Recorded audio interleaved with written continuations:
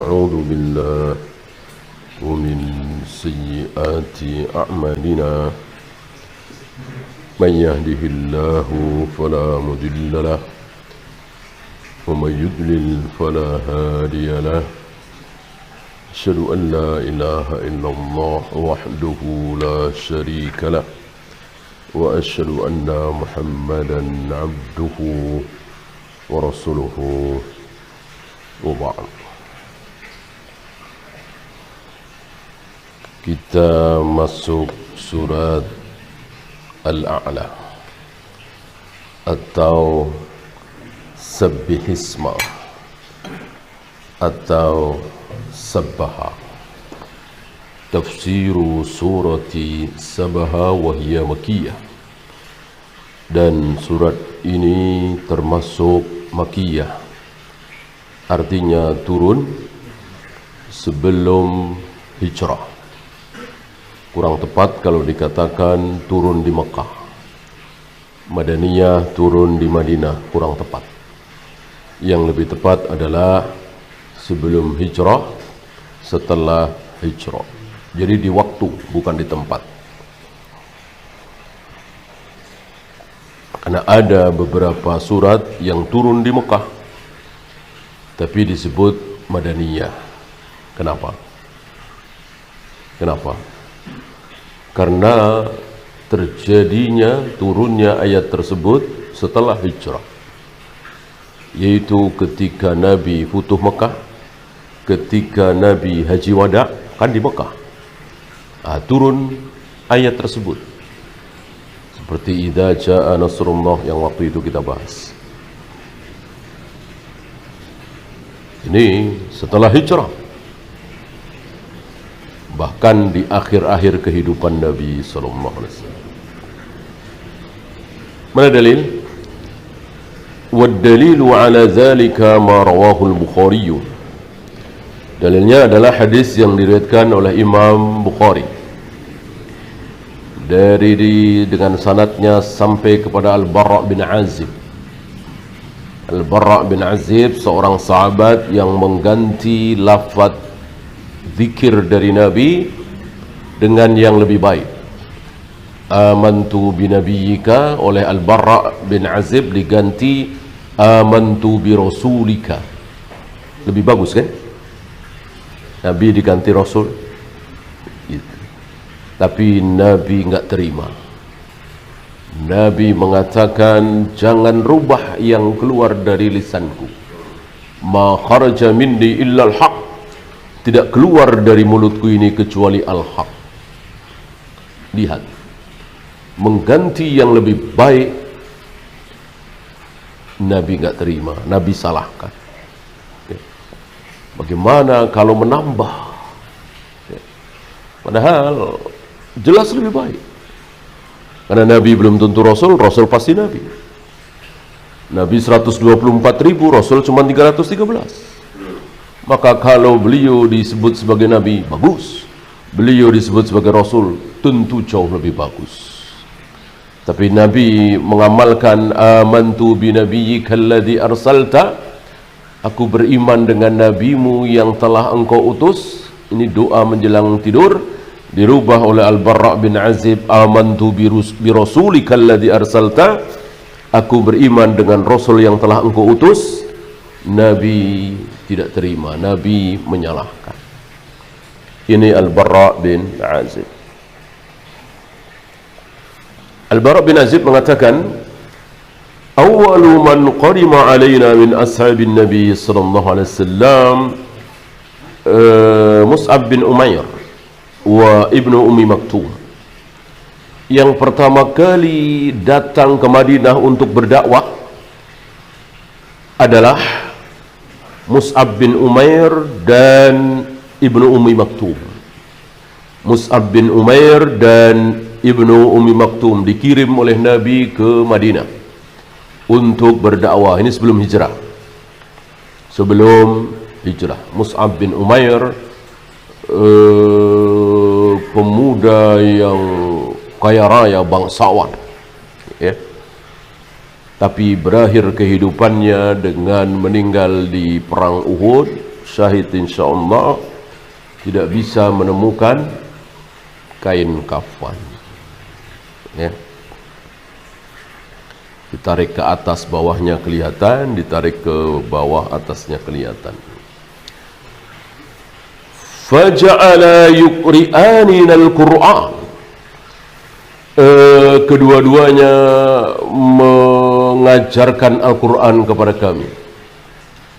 Kedua-duanya mengajarkan, membacakan Al-Quran kepada kami, orang-orang Madinah, orang-orang Ansar yang sudah memeluk agama Islam. Jadi sebelum Nabi datang hijrah ke Madinah, penduduk Madinah sudah banyak yang masuk Islam. Sangat berharap Nabi datang ke Madinah. Dan begitulah rahasia dakwah. Ya. Di tempat kelahirannya ditolak, dicaci maki, dikucilkan, diusir. Malah diterima di tempat lain. Terserah Allah, bukan terserah Nabi yang bersangkutan. Kalau terserah Nabi yang bersangkutan, ya siapapun manusia tentu ingin diterima di kampung halamannya, di tempat di mana dia lahir. Siapa yang ingin pertama kali beriman tentu ayah ibunya, keluarganya, paman-pamannya, bibi-bibinya, saudara-saudaranya, disusul tetangganya dan seterusnya. Itu maunya manusia kita semua, termasuk para nabi, para rasul. Tapi Allah tidak mau. Terserah Allah membuat takdir masing-masing. Ya. Salah satunya Nabi kita Muhammad SAW dicaci, dimaki, dibenci, diusir, bahkan akan dibunuh kalau Allah tidak lindungi. Tapi di daerah lain, yaitu di Madinah, justru ditunggu-tunggu, dimuliakan. Kita lihat. Thumma ja'a Ammar wa Bilal wa Sa'ad. Setelah itu datanglah Ammar bin Yasir, Bilal bin Rabah, Sa'ad bin Abi Waqqas. Thumma ja'a Umar bin Khattab fi 20. Setelah itu datanglah Umar bin Khattab bersama 20 sahabat yang lain dari Makkah. Diawali oleh Mus'ab bin Umair dan Ibnu Ummi Maktum tadi. Terakhir, thumma ja'a an-Nabiy sallallahu alaihi wasallam. Terakhir datanglah Nabi sallallahu alaihi wasallam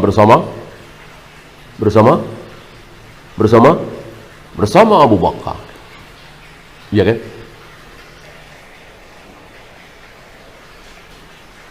Abu Bakar mempertaruhkan nyawanya menemani Nabi sallallahu alaihi wasallam.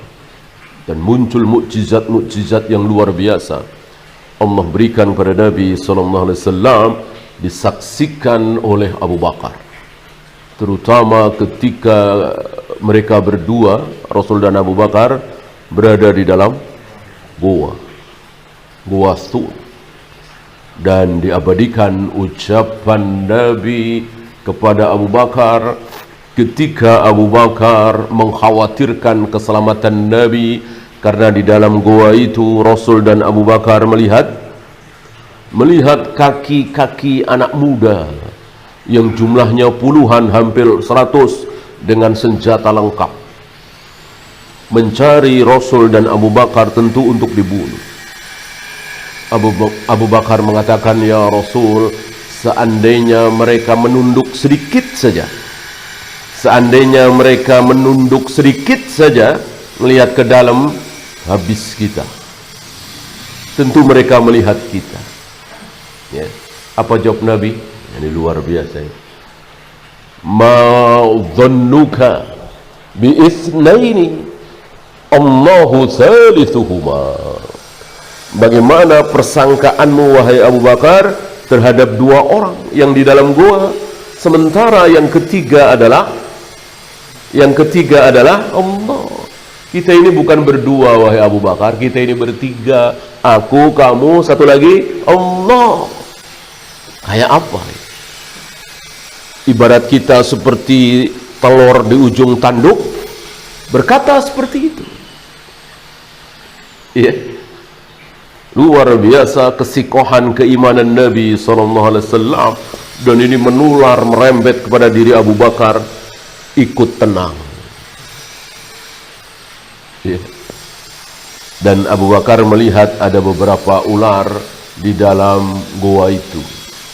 Ya. Agar ular itu tidak menggigit Nabi, maka lubang ular itu ditutup dengan tangannya, tangan Abu Bakar.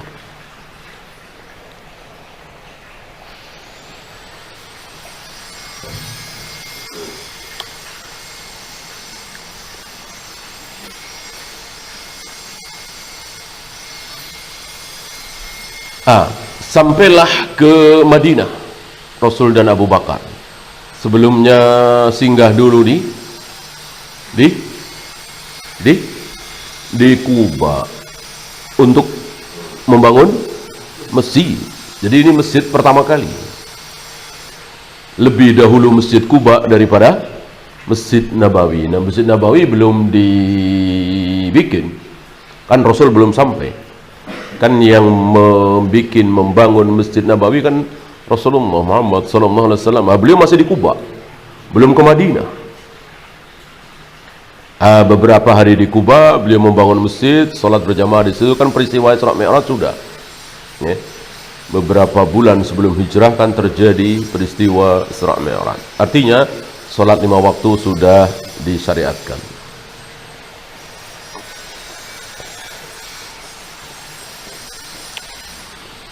Dan ada keutamaan salat di Masjid Kuba itu. Ya. Nabi sering mengunjungi Masjid Kuba itu biasanya hari Sabtu. Dan jika wudu dari rumah atau dari penginapan, kemudian datang ke Masjid Kuba, salat 2 rakaat, apa saja, tahiyatul masjid boleh, salat duha boleh, apa saja, salat 2 rakaat di situ, maka pahalanya seperti umrah. Fama ra'aitu ahlal madinati farihu bi syai'in farahum bihi. Aku belum pernah melihat penduduk Madinah bergembira riah melebihi gembira mereka saat kedatangan Nabi SAW. Bahkan Anas bin Malik menggambarkan dengan sigat mubalaghah, semuanya bercahaya. Rumah, perbukitan, bangunan, suasana di Madinah bercahaya.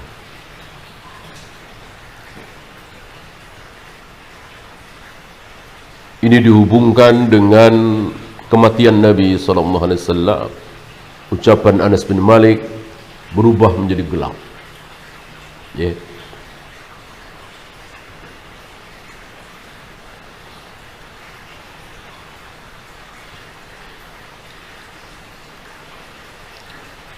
Hatta ra'aital walaida wasibyan yaqulu.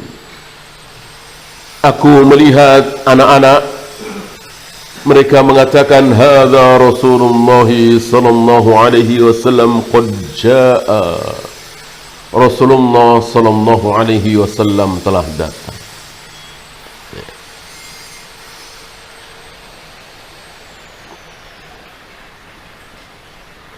Fama jaa hatta quri'at sabbih isma rabbikal a'la. Ini kan ayat yang sedang kita bahas. Sabbih isma rabbikal a'la sudah ada. Berarti sudah dari kemarin-kemarin sabbih isma rabbikal a'la turun.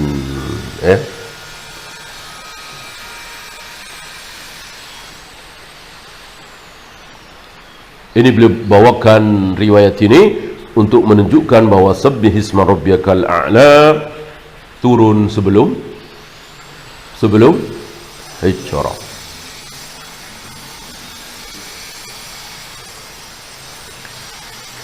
Kemudian ini sebelum masuk ke ayat ya. Alla sallaita bi sabbih isma rabbikal a'la wasyamsi waduhaha wal laili idza yaghsha. Kenapa engkau tidak pilih surat sabbih isma rabbikal a'la atau wasyamsi waduhaha atau wal laili idza yaghsha? ucapan Nabi kepada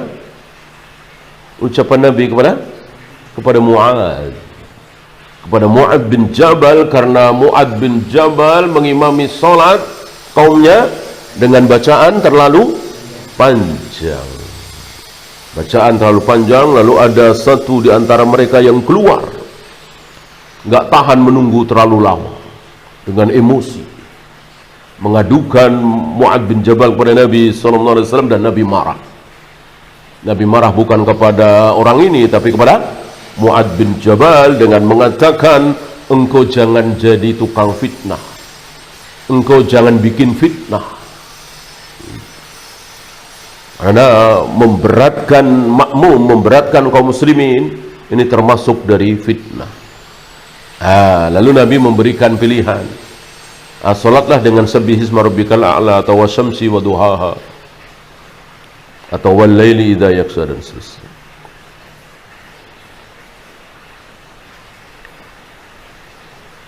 Kemudian ayat ini sering dibaca oleh Nabi di salat Aid, sabbihisma rabbikal a'la, dan hal ataka hadithul ghasyiyah. Salat Aid dan salat Jumat.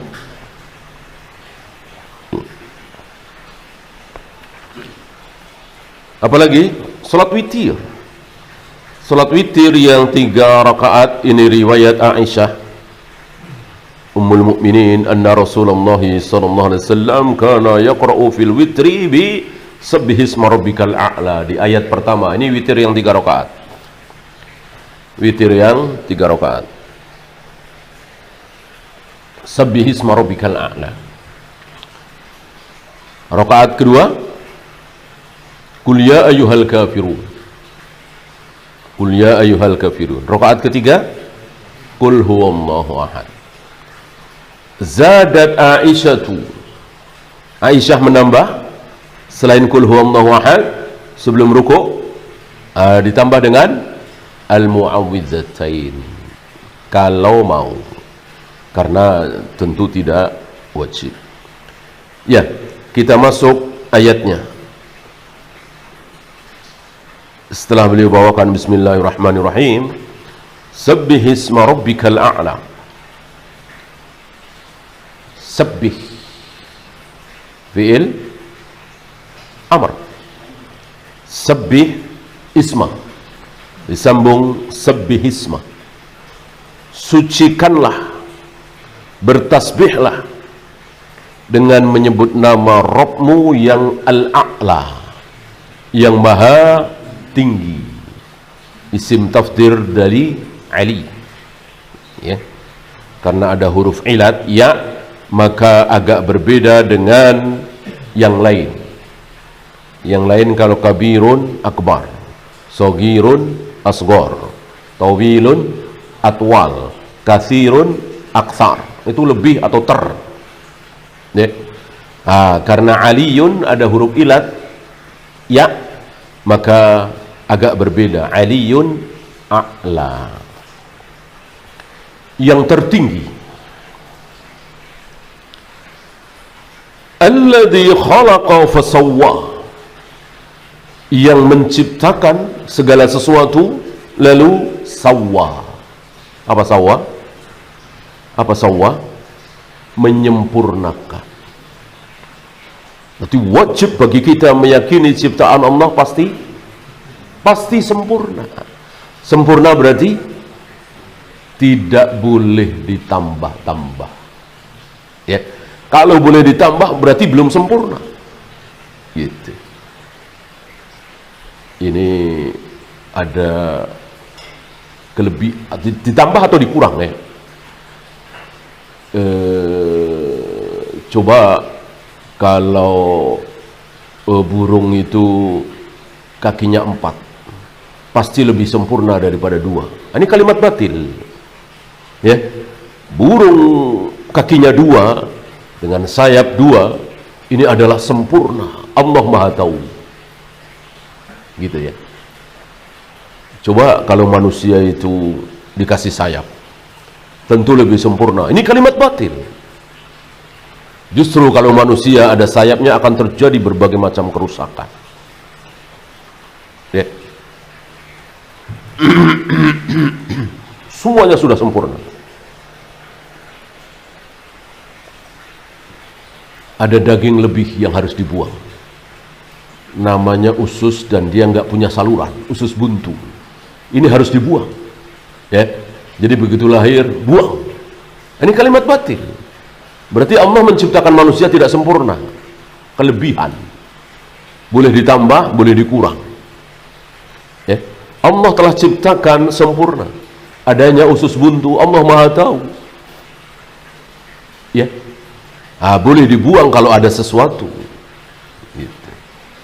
Dokter-dokter kafir tidak faham kaidah ini nggak ada gunanya nih usus buntu, bahaya, maka dibuang saja. Mau sakit atau tidak, pokoknya ini nggak ada gunanya. Ini batil. Ya. Manusia lahir ini masih ada yang kurang, belum sempurna. Perlu dimasukin sesuatu. Gitu. Memang awalnya sakit, meriang, gitu kan. Anak-anak itu kalau habis dimasukin sesuatu meriang, misalnya bibit penyakit cacar misalnya. Tapi ini bagus, sebab kalau sudah dimasukin ini dia nggak akan terkena cacar, selamat. Seandainya betul teori itu, maka akan muncul keburukan yang kita tidak tahu, Allah Maha tahu. Berarti tidak sempurna kan? Kalau bayi lahir harus dimasukin sesuatu, berarti tentu dia meyakini bayi ini belum sempurna. Nah, daya tahan yang Allah ciptakan, semua manusia kan punya daya tahan, ya. Daya tahan yang Allah ciptakan nggak cukup, harus ditambah. Berarti mengingkari ayat ini. Berarti Allah menciptakan manusia itu tidak sempurna. Mesti ada tambahan-tambahan. Mesti harus diberi penyakit. Karena daya tahan yang Allah ciptakan di tubuh masing-masing tidak sempurna. Berarti bertentangan dengan ayat ini. Ya. Dari ayat ini Nabi memaksa seorang sahabat yang kakinya cacat, lalu menyembunyikan cacatnya itu dengan berpakaian isbal, nyengser pakaian. Tujuannya apa? Menutupi kaki bawahnya yang cacat. Kata Nabi, angkat pakaianmu, ya Rasul, kakiku cacat, terlihat. Kata Nabi, ciptaan Allah tidak ada yang tidak sempurna. Ciptaan Allah tidak ada yang buruk. Semuanya baik. Ya. Ini Nabi meyakini ayat dan membantah kenyataan. Dan begitulah para nabi, para rasul, semuanya meyakini wahyu, membantah kenyataan. Ambil contoh Yusha bin Nun. Ketika bertanya kepada Nabi Musa, waktu itu pernah kita bahas, ketika di depan laut, di belakang Fir'aun dan bala tentaranya mengejar, mungkin tinggal hitungan menit lagi terkejar. Beliau bertanya kepada Nabi Musa, kemana Allah perintahkan engkau untuk berlari, ke arah mana? Nabi Musa sudah dikasih tahu oleh Allah, ke sana, ke arah laut. Yusha bin Nun tidak mengatakan yang benar, wahai Nabi Musa, yang benar aja nggak masuk akal, itu kan laut. Enggak, dipacu kudanya menuju ke laut itu dan tenggelam basah.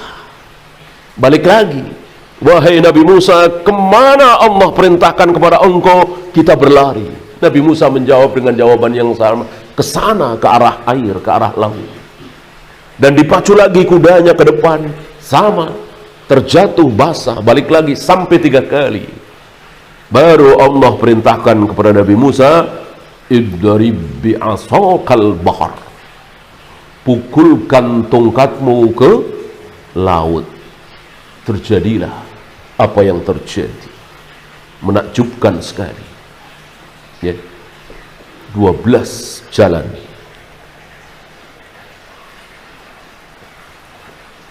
Ini para nabi, para rasul.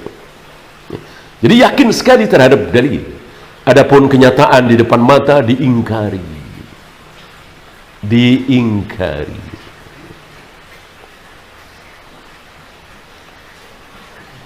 Walladzi qaddara fahada, dan Allah lah yang mentakdirkan si ini kaya, si ini miskin, si ini kalau dagang gagal terus, bangkrut, si ini luar biasa kalau dagang laris terus, si ini masuk surga, si ini masuk neraka. Semuanya ditakdirkan oleh Allah, ditentukan oleh Allah. Tapi jangan lupa fahada, Allah bukan hanya mentakdirkan Fir'aun neraka, Abu Jahal, Abu Lahab neraka, betul. Tapi selain itu Allah utus Nabi Musa untuk berdakwah kepada Fir'aun, mengatakan begini selama puluhan tahun, bahkan mungkin ratusan tahun. Kan rata-rata umur di zaman beliau kan 500 tahunan. Abu Jahal, Abu Lahab Allah tulis, Allah takdirkan masuk neraka. Tapi fahada, Allah memberikan hidayatul bayan. Allah utus Nabi Muhammad SAW berdakwah kepada Abu Jahal, Abu Lahab hampir setiap hari, bertahun-tahun begini. Ditolak oleh Abu Jahal, Abu Lahab. Jadi Allah bukan mentakdirkan titik, pokoknya Abu Jahal, Abu Lahab, Fir'aun, Namrud, Qarun semuanya pasti masuk neraka, titik, tanpa mengirim utusan, tanpa nasihat.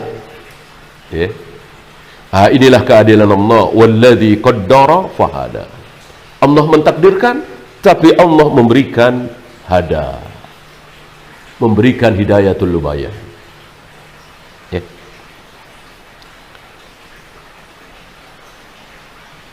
Maka Allah tidak zalim. Bahkan seandainya Allah tidak hada, tetap Allah tidak zalim. Seandainya Allah menciptakan Abu Jahal, Abu Lahab, Fir'aun dengan kedua tangannya tanpa lahir misalnya, setelah jadi lalu langsung dimasukkan ke neraka, zalimkah Allah? Tidak sama sekali. Zalim bagaimana? Orang menyiksa sesuatu yang diciptakan sendiri tanpa bantuan siapapun, zalim dari mana?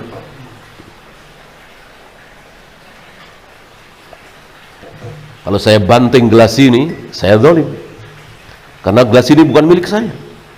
Tapi kalau saya beli sendiri, atau bahkan saya menciptakan sendiri, saya banting sendiri, ya terserah saya, milik saya kan.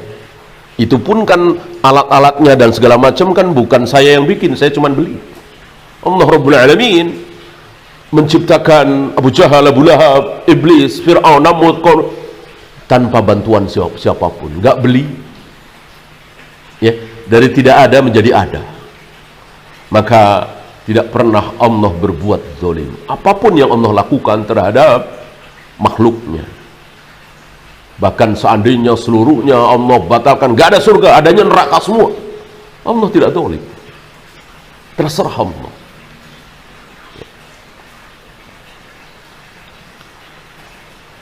Walladzi akhrajal mar'a, dan Allah mengeluarkan, menumbuhkan al-mar'a, tumbuh-tumbuhan yang kecil, rerumputan, faja'alahu ghutha'an ahwa, lalu menjadi kering mati.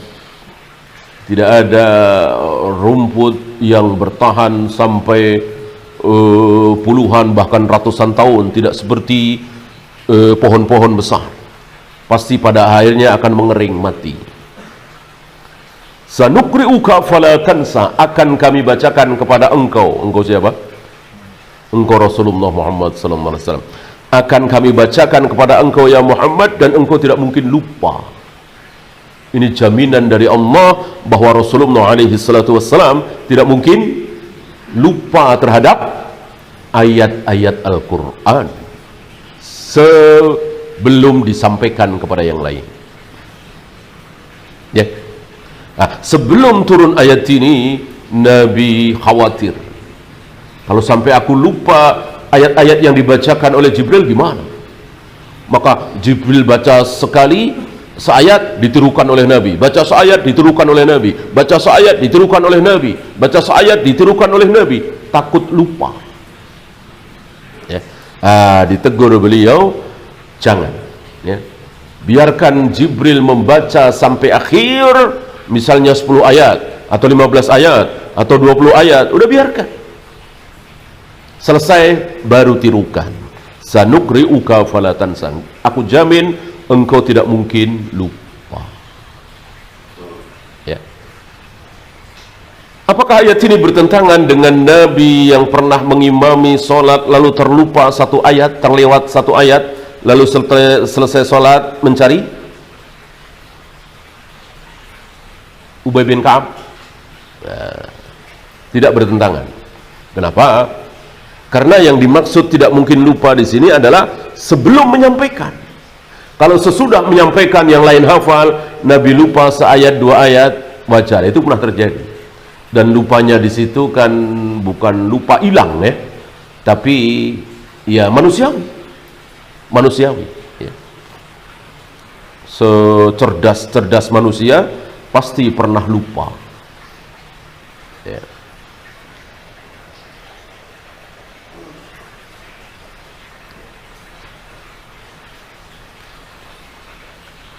Illa masya Allah, ini dia, kecuali kalau Allah menghendaki. Berarti ada perkecualian. Berarti Nabi pernahkah lupa? Iya, ketika Allah menghendaki dan Allah menarik kembali ayat-ayat tersebut. Masih ingat peristiwa Abu Bakar dan Umar dalam surat Al-Furqan ya? Itu salah satu contoh. Abu Bakar hilang, Umar hilang, Rasulullah juga hilang. Tinggal beberapa. Ya. Ada beberapa ayat yang hilang. Dan itu sengaja dihapus oleh Allah.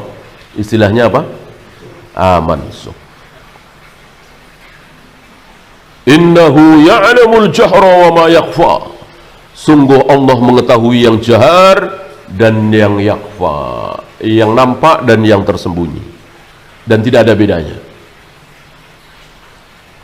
Kalau tersembunyi Allah tahu, kalau nampak Allah lebih tahu. Betul? Salah ya. Mau tersembunyi mau nampak sama bagi Allah, sama-sama tahu dengan rinci, dengan tafsir. Wa nuyassiruka lil yusra. Aku mudahkan engkau. Jadi apa yang dialami oleh Nabi itu mudah. Walaupun ujian bertubi-tubi, pasti selalu ada jalan keluar. Ujiannya luar biasa Nabi SAW, tapi selalu ada jalan keluar. Dan itulah seorang muslim, seorang mukmin. Ya. Yaj'al lahu makhrajan. Selalu diberi jalan keluar. Beda dengan orang kafir, Allah nggak kasih jalan keluar. Hanya berakhir dengan bunuh diri, berakhir dengan kematian, kebinasaan, dan seterusnya. Fadzakir inna fa'atiz zikra. Maka berikanlah peringatan. Berilah peringatan kepada manusia, peringatan ya. Bukan paksaan. Beliau hanya bisa memberikan peringatan. Ini bermanfaat. Inna fa'atiz zikra. Sayadzakkaru man yahsha. Maka orang-orang yang takut dia akan ingat, sadar. Sebaliknya, wa yatajannabuhal ashqa. Orang-orang yang celaka itu akan menjauh dari zikir itu. Itu memang sudah celaka. Enggak bisa dipaksa. Nabi SAW tidak bisa merubah. Apalagi kita-kita. Nabi saja tidak bisa merubah. Alladhi yassalan naral kubra. Dia akan masuk neraka yang kubra, bukan kabir. Kenapa? Karena nar dianggap mu'anas. Api nar walaupun tanpa tak marbuto dianggap mu'anas, maka kubro. Kubro kan mu'anas. Kubro, sugro, sufla ya. Jadi bentuk mu'anas bukan cuma tak marbuto, tapi dengan ya di akhir. Thumma la yamutu fiha wa la yahya. Di dalam neraka itu Dia tidak mati dan tidak hidup. Kenapa dikatakan tidak mati? Karena bisa merasakan sakit sekali, dahsyat sekali siksaan ini. Tapi dikatakan tidak hidup. Kenapa? Orang hidup kan makan, minum, istirahat, tidur. Ya, namanya orang hidup kan. Ini enggak ada tidur, enggak ada istirahat, enggak ada makan, enggak ada minum, enggak ada enak-enaknya, enggak ada lezat-lezatnya. Jadi setiap hari penuh dengan setiap detik. Ya. Maka dikatakan tidak hidup. Tapi juga tidak mati karena masih merasakan. Ini kesengsaraan yang luar biasa. Ya. Maka para imam mengatakan udah miskin nggak apa-apa lah, gagal nggak apa-apa, dicaci maki orang nggak apa-apa, hidup keblangsak di dunia nggak apa-apa. Yang penting jangan sampai masuk neraka. Ya. Semiskin-miskin di dunia, sekebelangsak sengsara di dunia, insya Allah masih bisa tidur, bisa istirahat, insya Allah bisa makan, bisa minum, walaupun dari belas kasih manusia yang di bawah kolong jembatan, yang hidup dari pemberian manusia, pasti mereka mengalami tidur, makan, minum, istirahat, ketawa ada nggak? Tertawa-tawa bahagia di kolong jembatan ada nggak kira-kira? Banyak. Sementara emosi, sedih, stres, padahal di dalam mobil mewah, ya, di gedung megah, tapi dia emosi, sedih, stres, sengsara, dan tidak jarang berakhir dengan bunuh diri. Wallahu a'lam. Sepertinya kita belum masuk ke tafsirnya. Itu dulu. Ada pertanyaan, silakan.